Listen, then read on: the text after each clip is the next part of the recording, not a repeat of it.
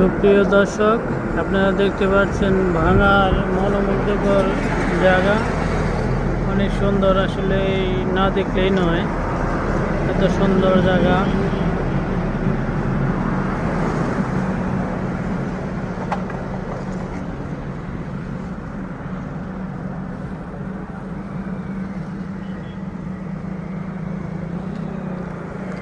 আমরা যে রোডটি দেখতে পাচ্ছি এটা হচ্ছে ফরিদপুর রোড। বরিশাল থেকে ফরিদপুর প্লাস ঢাকা যে রোডটা, সেই রোড দেখতে পাচ্ছি আমরা এখন।